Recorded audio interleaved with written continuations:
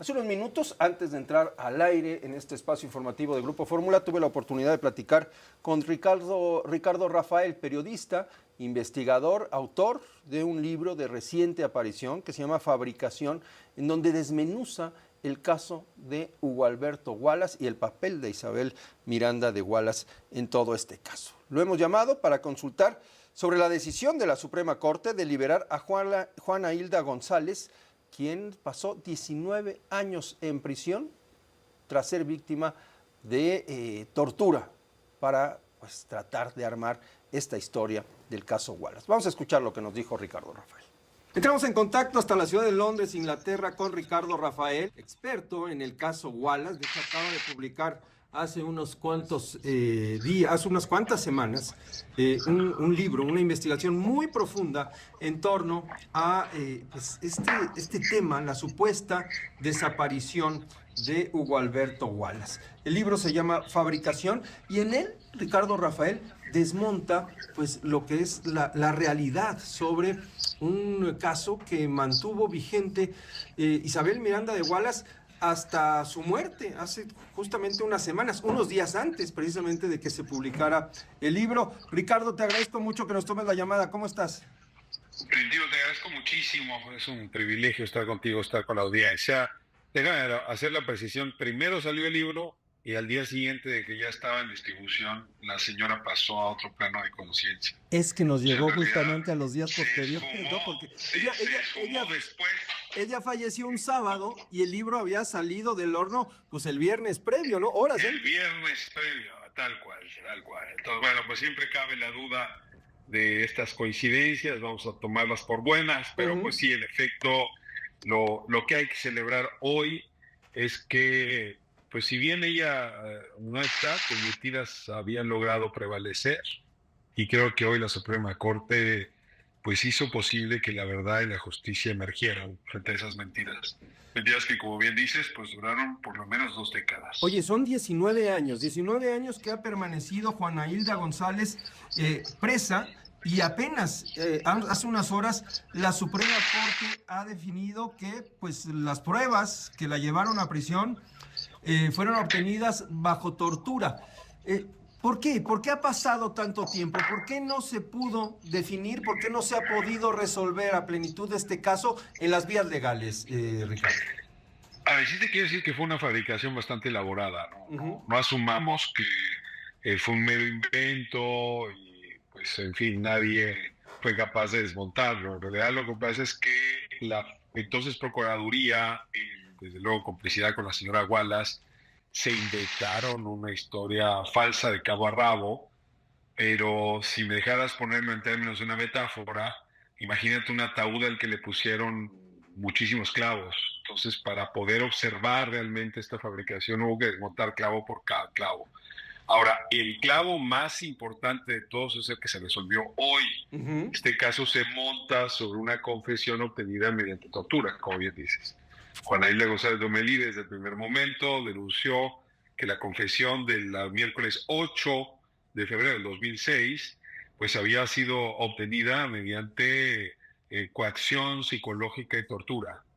Y así lo denunció días después de ofrecer la confesión, y luego así se lo dijo al juez, y sin embargo nadie la escuchó. Y esa pieza fue la que se utilizó para condenar al resto de una falsa banda de secuestradores, porque la banda Charma no existió nunca.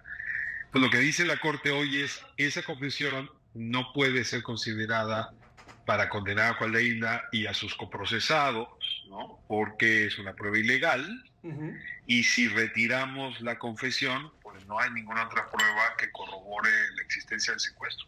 A ver, Juana Hilda, Ricardo, fue la mujer que confesó, ahora lo sabemos, bajo tortura y de manera ilegal, que Hugo Alberto Wallace había sido trasladado de Plaza Universidad a un departamento, ¿no? De una zona cercana. Fíjate que es interesante porque la declaración que hizo la señora Wallace y su marido, que Wallace, originalmente era muy distinta.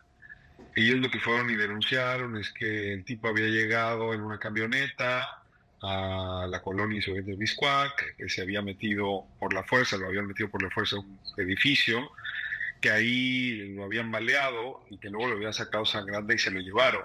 Y el testigo de esta hipótesis era un niño de 10 años. Resulta que los presuntos testigos que lo vieron bajar de la camioneta nunca aparecieron y el niño no durmió ahí. Entonces, en realidad, la acusación original se cayó, ¿no? Y se cayó a los días. 7 meses después detienen a Juana Hilda y mediante coacción le sacan esta segunda versión, donde ella habría sido la enganchadora con la que fue al cine y luego lo llevaron a su departamento. Su departamento, dijo ella, le habría dado un paro cardíaco y para continuar con la historia del secuestro descuartizaron su cuerpo y luego exigieron recompensa. Esta declaración que hace ella ese miércoles 8 de febrero, al día siguiente, ella dice, me la arrancaron mediante tortura y coacción. No solamente eso, digo, al día siguiente de que le sacaron esta confesión, quisieron matarla. O sea, la trasladaron de la Fiscalía General al centro de arraigo y ahí se le fue a estrellar una camioneta, decía ella, como de panadero. Tan fuerte fue el golpe de esta camioneta contra el vehículo de la AFI, donde la transportaban, que el chofer, el comandante Martí, el chofer de ese vehículo, murió. Y entonces ahí ella dijo, bueno, ya tiene mi confesión, lo que quieren es matarme para que yo no pueda decir que no, ¿no? Entonces sí hay como mucha evidencia de que había una obsesión de la señora Gualdas y una obsesión de sus cómplices dentro de la Fiscalía. En ese entonces hay que decirlo, José Luis Santiago Vasconcelos, para afianzar esta fabricación. Y bueno, pero lo primero que dice la Corte el día de hoy, en su votación 4-1, es esa confesión es falsa. Y es evidente que fue una confesión obtenida mediante tortura. Y lo segundo que dice, y me parece tanto más importante, es que la tortura debe investigarse. Y que la Procuraduría, entonces la Fiscalía ahora, no investigó nada. Pasó por alto las denuncias que había de tortura. Y que en este sentido, pues quienes participaron en la fabricación deberían pagar también consecuencias, pues en fin, penales, ¿no? Porque cometieron un delito muy, muy serio. Y en ese sentido, la sentencia de hoy tiene un doble filo. No solamente se trata de liberar a Juana Hilda, sino de perseguir a los presuntos responsables de quienes hicieron esta fabricación y sobre todo quienes practicaron la tortura. Entonces, en este sentido, pues sí nos estamos topando con una sentencia, yo te diría, con precedentes sin igual, ¿no? La Corte se está yendo con uno de los grandes casos resueltos y la verdad con una argumentación jurídica muy robusta. Oye, Ricardo, ¿cómo es que las autoridades pues fueron cómplices y fueron partícipes de un esquema no solamente de mentira que has denunciado, sino también lo has dicho tú y lo mencionas en el libro, un esquema de extorsión protagonizado por la propia señora Isabel Miranda de Wallace? Pues, a ver,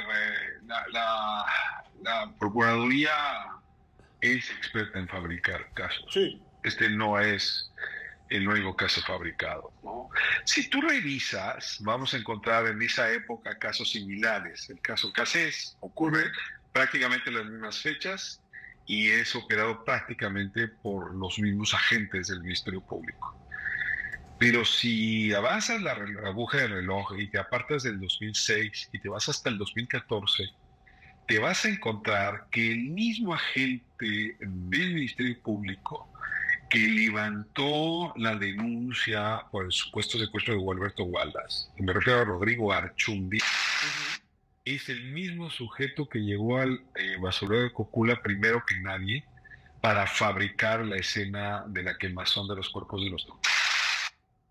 Vamos a ver que Braulio Robles Zúñiga, que fue el Ministerio Público encargado de hacer la investigación, hoy sí General de la República. O sea, vas a encontrar que muchos de los peritos que entonces inventaron las pruebas hoy siguen siendo los operadores.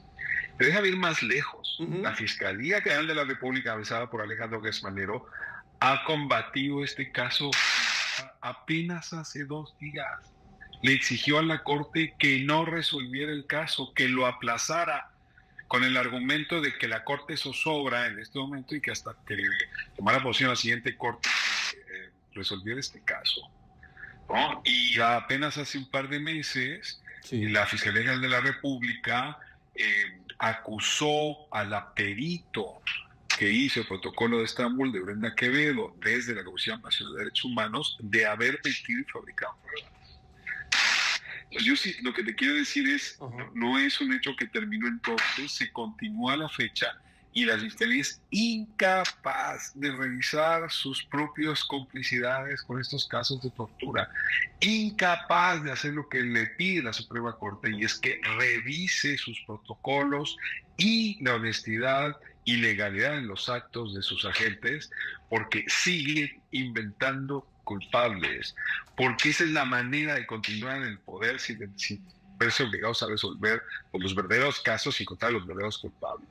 Entonces, en este sentido, me parece que hay que llegar con mucho cuidado a lo que dice la sentencia de la Corte hoy, porque antes de partir está dejando sembrar un mensaje muy potente. Esto de la injusticia de la justicia mexicana no es solo responsabilidad de los jueces, y casi es mucho más responsabilidad de los fiscales que de los jueces, de la policía o de los peritos que de los jueces. Y eso es en realidad lo que está diciendo hoy. Por eso me parece que es importante insistir que esta sentencia trasciende el caso Wallace, aunque parte de los propios argumentos del caso Wallace. Alejandro Gertz Manero, la Fiscalía General de la República, encubren su incapacidad, la incapacidad institucional me refiero, encubren la corrupción. ¿Por qué? Porque este rechazo y esta resistencia a hacer bien las cosas. Mira, la explicación yo la encuentro en el juicio de García Luna. García Ajá. Luna, como sabemos todos, persiguió con ferocidad a los Beltrán Leiva, al cártel de los Beltrán Leiva y a los Zetas, y con eso distraía para poder dejar la puerta abierta y libertad total al cártel de Sinaloa. Lo que han hecho tradicionalmente estas autoridades es perseguir a unos para hacer como que resuelven, y con eso mantienen sus complicidades intactas. Esto no es solo García Luna. Así operan las fiscalías en México. Se inventan, se fabrican culpables, con esto distraen la atención Uh-huh. y entonces dejan que los verdaderos criminales sigan operando. Si tú, Primitivo, te metes hoy el febrero 16, que es un febrero de mujeres, como sabes, con la epidemia de suicidios, Sí. te vas a encontrar que al menos la mitad de las mujeres que están ahí son mujeres inocentes, igual que Brenda Quevedo, igual que Juana Hilda González Lomelí, cuya precariedad económica, cuya escasez de recursos les volvió víctimas, incapaces de una defensa más adecuada. Y que pues son los chivos expiatorios, ¿no?, de una justicia que no funciona. Sí tengo que decir que, a diferencia de otros tiempos, el Instituto Federal de Defensoría Pública pues ahora hizo un trabajo extraordinario, Uh-huh. ¿no? Porque si no hubiera sido por el instituto, no tendrías a Juana Hilda afuera y no tendrías tampoco a Brenda a punto de salir y el resto de los acusados, porque sí ha habido una evolución. Uh-huh. Y esto nos dice pues dónde están las fallas del sistema, pero también dónde están las soluciones, ¿no? Quienes no teníamos o no tienen recursos para defenderse frente a la injusticia, sí tendrían que recurrir a la gratuidad y al buen trabajo de las defensorías públicas, porque de otra manera no saldría nunca. Y creo que si hoy está saliendo Juanita, sobre todo se debe al trabajo que hizo la defensoría, y yo sí celebro por todo lo alto, pues fue de una gran talla, de una gran dimensión. Y no olvidemos que la defensoría depende del Consejo de la Judicatura y por lo tanto de la Corte. O sea, es un brazo de la Corte para producir justicia. Pues que esta Corte que se va está dejando un buen sabor de boca al final con este tipo de resolución. Sí, pero también hay que estar alertas por la desaparición del Consejo de la Judicatura, ¿no?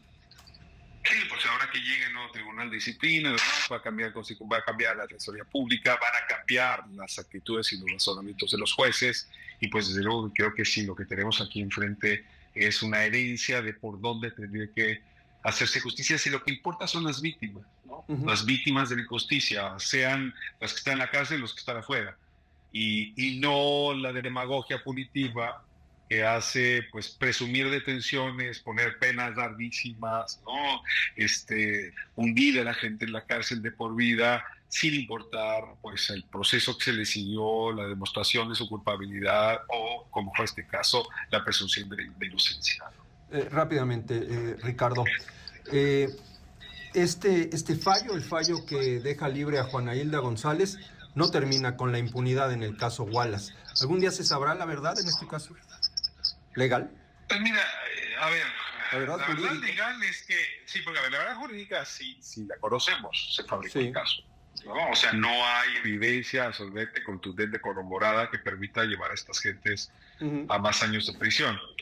Ahora, la verdad, a secas, yo intuyo que tengo en el libro algunas hipótesis que tienen que ver con que Gualberto León Miranda, alias Wallace Miranda, pues tenía vínculos con el crimen organizado, y esta fabricación se celebró para ocultarlo de sus enemigos, para que no fueran tras él y tras su familia.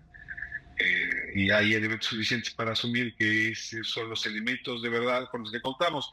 Ahora, pues cabe que en el futuro podamos saber dónde terminó Gualberto, porque alguien me dice, bueno, ¿y dónde está? Yo les digo, hoy no sé dónde está, pero sí puedo responder. 2 años después de desaparecido, siguió el contacto con sus novias y con sus amigos, y hay mucha evidencia de que estaba con vida. Entonces no murió, no desapareció, no le pasó nada aquella noche célebre, pero después de 2 años no hemos tenido noticias de él. Yo sí espero que en algún momento la investigación periodística o de cualquier otro tipo nos permita dar con el paradero de este señor, y pues eventualmente también saber qué pasó con su mamá, ¿no? Claro. Regreso a donde tú planteabas, es decir, la sola sospecha de que haya pasado a otro plano, ¿no? A otra dimensión al día siguiente de que se publicó este libro, pues sí genera muchísimas dudas. Muy bien. Ricardo, muchísimas gracias por tomarnos este enlace. Primitivo, muy agradecido soy yo, y saludos a tu auditorio. Gracias por darme voz el día de hoy, y sobre todo dársela a las víctimas. Gracias, fuerte abrazo, Ricardo Rafael. En instantes regresa José Cárdenas.